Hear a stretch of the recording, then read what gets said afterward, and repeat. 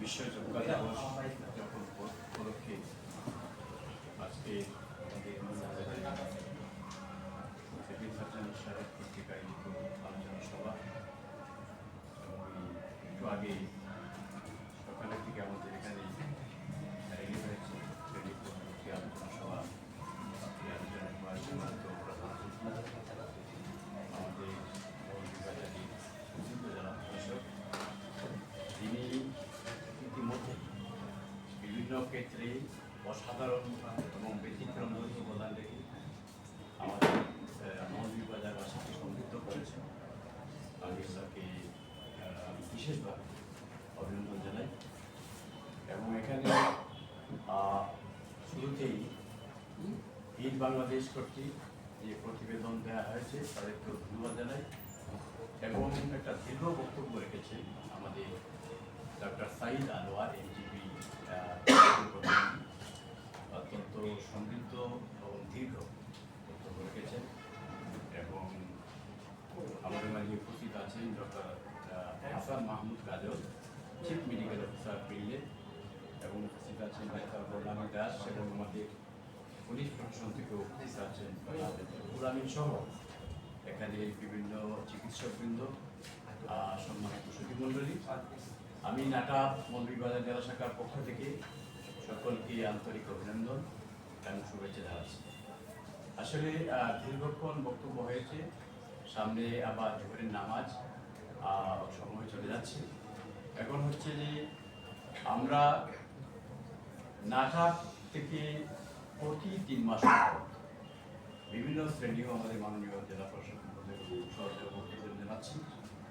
বিভিন্ন শ্রেণী ও পেশার মানুষের সাথে আমরা জেলা মতো বিনিময় সভা করি এবং সেখানে আমরা মানুষকে সচেতন করার চেষ্টা করি। টাটা বছর সেই কাজটি করি। আমরা 87 সন থেকে আমরা এই মৌলভীবাজারে এই কাজটুকু করে যাচ্ছি।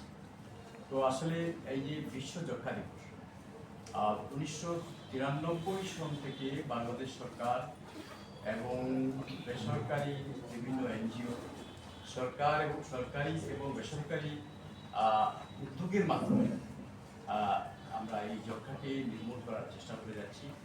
1993 সনে সরকার বাংলাদেশকে গ্লোবাল ইমার্জেন্সি ঘোষণা করে যক্ষ্মা। এরপর থেকেই শুরু হয় আন্দোলন সংগ্রাম যক্ষ্মার। আমরা সেই আন্দোলন করে যাচ্ছি এবং বিভিন্নভাবে বিভিন্ন অনিয়ম বিভিন্ন ক্ষেত্রে হয়েছিল। ইনশাল্লাহ আমরা মনে করি যে এই অনিয়ম দূর করার জন্য আমাদের বাংলাদেশে এই যে 5ই আগস্টের মাধ্যমে যে বিপ্লব হয়েছে, এই বিপ্লবের মাধ্যমে একটা নতুন বাংলাদেশের সূচনা হয়েছে এবং আজকে পবিত্র মাহে রমজানের প্রথম বরকত এবং মাগফিরাতের মাস। এই মাসে আজকে আমরা বিশ্ব যক্ষ্মা দিবস পালন করতে যাচ্ছি এবং এই বিশ্ব স্বাস্থ্য সংস্থার প্রতিবেদন অনুযায়ী সারা বিশ্বে 92 লাখেরও বেশি লোক প্রতি বছর যক্ষ্মা আক্রান্ত হয় এবং প্রতি বছর 17 লাখেরও বেশি মানুষ এই যক্ষ্মায় মৃত্যুবরণ করে এবং আমরা পরিসংখ্যানে জেনেছি বাংলাদেশের কথাও আমি চাই না।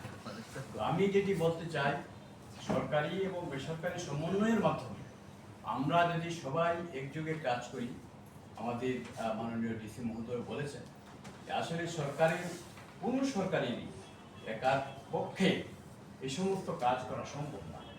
এখন আমাদের কোনো সিভিল সার্জন বা কোনো ডাক্তারদের পক্ষে সম্ভব না। সম্ভব হচ্ছে এখানে বলা হয়েছে যে কমিটমেন্ট, ইনভেস্টমেন্ট, ডেলিভার। সবচেয়ে বড় যেটা প্রতিশ্রুতি, রাজনৈতিক প্রতিশ্রুতি ছাড়া এই যক্ষ্মাকে নির্মূল করা সম্ভব নয়। সুতরাং এইটা রাজনৈতিক প্রতিশ্রুতি দরকার যদি বাংলাদেশ থেকে যক্ষ্মাকে নির্মূল করতে হয়। আমি মনে করি যে আমাদের সবাই মিলে এই রাজনৈতিক প্রতিশ্রুতি যারা রাজনীতি করেন সবাই এটাকে একটা একটা এজেন্ডার মধ্যে নিয়ে আসবেন এবং যদি নিয়ে আসা হয় তাহলে যক্ষ্মা নির্মূলে আমরা অনেক এগিয়ে যাব এবং সেই প্রত্যাশা রেখে আমি আমার কথা এখানে শেষ করছি।